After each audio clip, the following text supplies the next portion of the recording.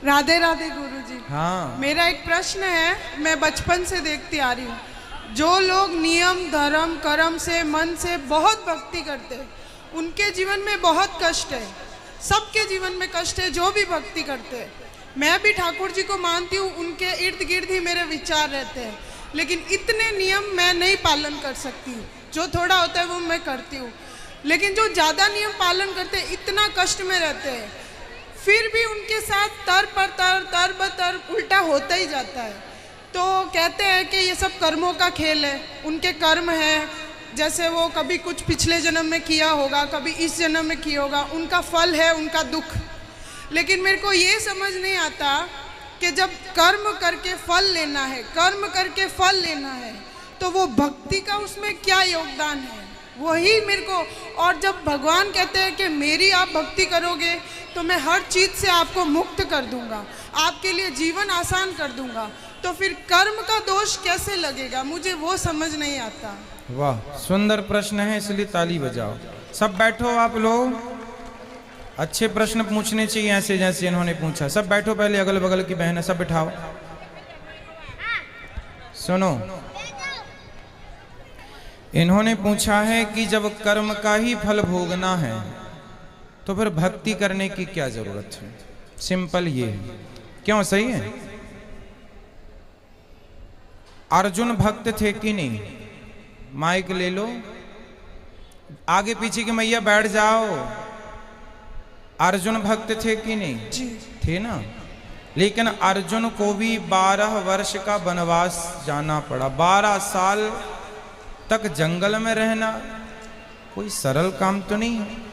1 साल अज्ञातवास, जंगल में रहना, किसी के दास दासी बन के रहना सरल काम तो नहीं है। जबकि अर्जुन जैसा भक्त कौन होगा? फिर भी उन्हें कष्ट उठाना पड़ा। भगवान राम तो स्वयं भगवान थे, 14 साल का कष्ट। माता सीता तो साक्षात लक्ष्मी थी, फिर भी दर दर की ठोकर जंगल में लकड़ियां काट काट के बच्चों का लव कुश का लालन पालन किया। इसी प्रकार अब आप कहते हैं कि जब हम भक्ति करें तो फिर कर्म ही का फल भोगना है, तो भक्ति का अर्थ क्या? बात ऐसी है बेटा कि कर्म तो अपनी जगह है, कर्म तो हमें भोगनी है, हमें भी भोगना है, आपको भी भोगना है। भक्ति सिर्फ इसलिए की जाती है, इसलिए नहीं की जाती कि भगवान हमें पैसे वाला बना दें, भगवान हमें धन धान्य से भर दें, घर में सब कुछ हो। भक्ति का मतलब पैसा पाना नहीं, भगवान से बेटा बेटी मांगना नहीं। अरे भगवान की भक्ति आपको जो देगी, कोई कर्म में इतनी ताकत नहीं है कि आपको वो दे सके। अब उदाहरण से समझो, विभीषण को लंका का राजा बना दिया, क्या विभीषण का कोई ऐसा कर्म उसे राजा बना सकता था? नहीं। कर्म अच्छे करता था फिर भी लातें खाता था, रावण लात मार के निकालता था, उसके कर्म का भी उसे दंड मिला। पर भगवान की भक्ति जो की, उस भक्ति का भी फल, कर्मों का फल यदि मिलता है तो भक्ति का फल भी मिलता है। थोड़ा सा देर है। विभीषण को भक्ति का फल मिला। उस कोई व्यक्ति ऐसा कितना कर्म करता कि वो लंका का राजा। भगवान कर्मों के फल को नहीं देखते कि तुमने भक्ति हमारी कितनी की। जब भक्त शरण में चला जाता है तो भगवान भूल जाते हैं कि कितना बड़ा पापी और पतित है, उठा करके राज सिंहासन पर बिठा देते हैं। दूसरा सुग्रीव, सुग्रीव भी लातें खाता था भाई की, दर दर की ठोकर खाता था, उठा के बिठा दिया।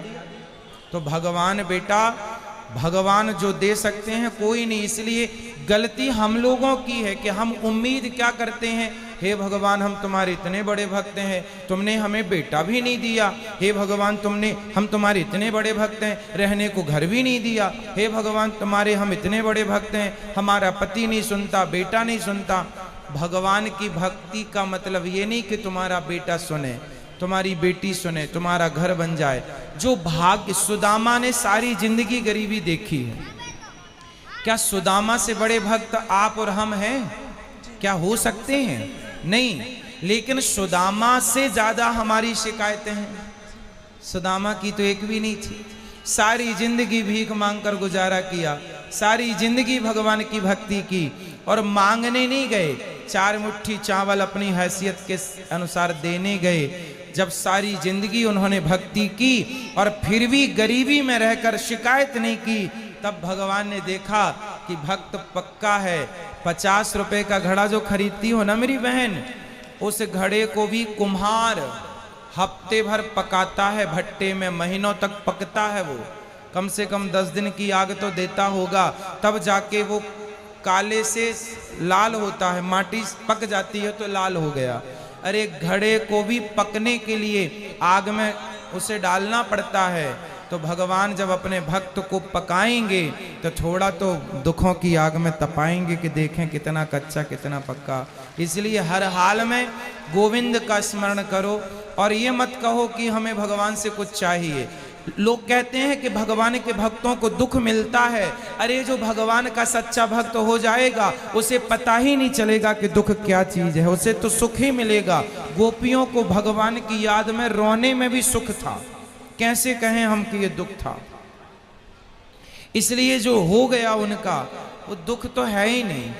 दुख तो वो लोग दुखी हैं जो कोठी बंगलों में रहकर भी जो ईश्वर को भूला पड़ा है वो सब दुखी हैं, और जो ईश्वर की शरण में है याद कर रहे हैं सब सुखी हैं। अब उस सुख को आप दुख मान रहे हैं वो अलग विषय है। इच्छाएं ज्यादा है ना बेटा आपके अंदर, इसलिए वो इच्छाएं आपको दुखी बनाती रहती। इच्छाएं छोड़ के एक बार शरण में चले जाओ, वो कभी ना पाया होगा आपने जो शरण में जाकर के प्राप्त हो जाएगा। एक बार सच्चे होकर जाना। गुरुजी एक प्रश्न और है, जैसे मैं आसपास देखती हूँ, मेरे आसपास जीवन में भी देखती हूँ, जो भक्त है चलो उनका मैं समझ गई कि वो दुख है क्यों है, भक्ति का क्या महत्व है, लेकिन जो भक्त को दुख दे रहा है, जो उसको गाली दे रहा है, उसको उस चीज़ का एहसास भी नहीं होता। मुझे नहीं समझ आता वो क्या सोचता है, वो ऐसा क्यों करता है, और उसका पूरा जीवन अच्छे से चल रहा होता है और वो भक्त रो रहा होता है, और उसका पूरा जीवन अच्छे से चलेगा। अगर उसको सजा मिलेगी तो वो भी मरने से कुछ दिन पहले, तो उसका जीवन तो मज़े से गया और भक्त का पूरा जीवन रोने में या कष्ट में तकलीफ में गया। तो फिर उसका भक्ति न करना या करना, उसमें क्या उसमें अंतर हो गया। फिर वो तो दुख दे के मज़े कर रहा है, अंत में 4 दिन भुगत लिया और फिर चल लिया। वो बेचारा भक्त पूरा टाइम रोता रहता है, गाली जो खाता भक्त होता है ना बेटा,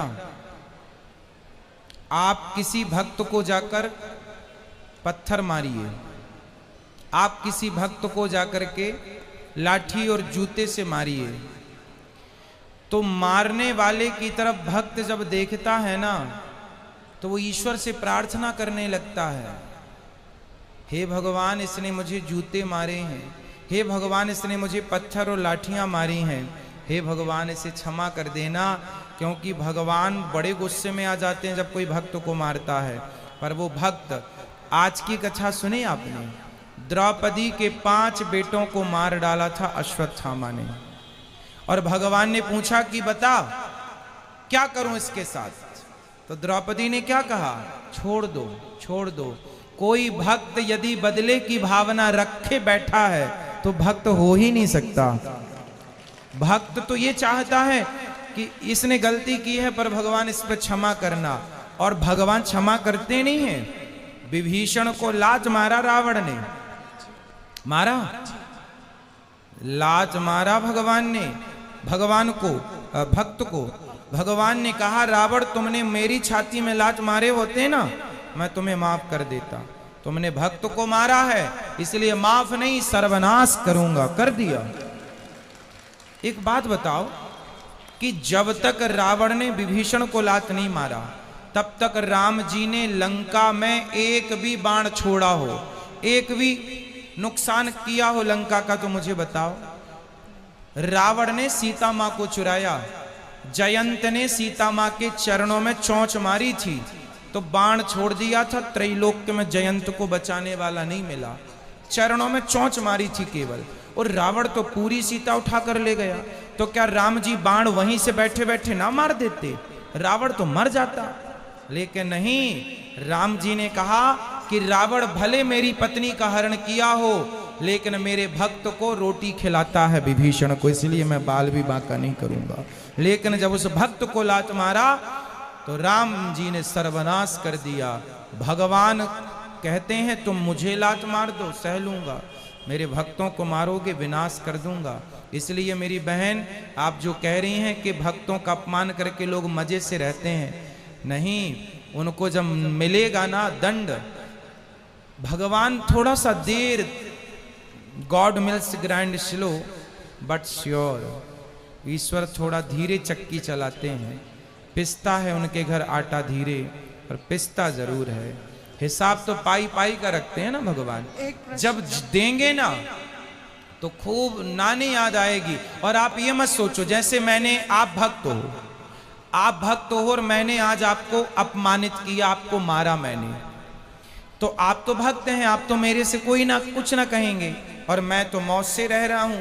लेकिन मेरे जीवन के आखिरी तक और जो अगला जन्म होगा, वो सारे जन्म में इस जन्म का ये दंड भोगना पड़ेगा। कोई अंधा है, कोई लंगड़ा है, कोई बहरा है, क्यों है? किसी जन्म का तो हिसाब चुकरा है ये। क्यों लोग घिसट घिसट के चल रहे हैं? क्यों चप्पल पांव में ना पहन के हाथ में पहनना पड़ रहा है? ये आज का ही कर्म दंड थोड़ी है, ये किसी ना किसी जन्म का कर्म दंड ही तो भोग रहा है।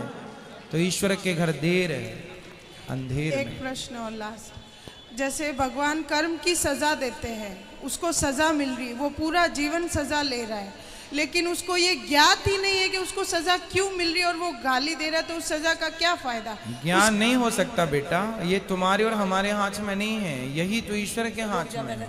मिलेगा बस, ये श्योर है, ये कन्फर्म है, बट ये नहीं कन्फर्म है कि आपको किस दंड पाप का। भीष्म पितामह को बाणों की सैया मिली।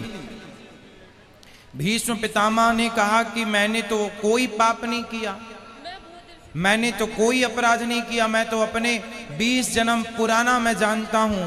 भगवान ने कहा 20 जन्म तक तो जानते हो, 20 जन्म के पहले 21वां जन्म देख लेते तो मिल जाता। एक सांप को कांटों के ढेर में फेंक दिया था 21 जन्म पहले, उसका दंड आज मिल रहा है भीष्म पितामह को। तो हमारी और आपकी सोच, हमारी और आपकी बुद्धि से ईश्वर का न्याय परे है। महाराज जी, जैसे मेरे जीवन में है, मेरे साथ कुछ बुरा होगा, कुछ समय के लिए बुरा लगेगा, लेकिन मैं सोचूंगी कि शायद ये मेरे कुछ कर्मों की सजा है, फिर मैं माफ़ी भी मांगूंगी, तो क्या मुझे वो माफ़ी मिलेगी उस भाव के साथ, उस फील के साथ? यदि हमने कोई अपराध किया हो और हम सिर्फ भगवान की शरण में चले जाएं, तो भगवान कहते हैं सन्मुख हो ही जीव मोहि जबहि, जन्म कोटि अघनासहि तबहि। अघ मीन्स पाप।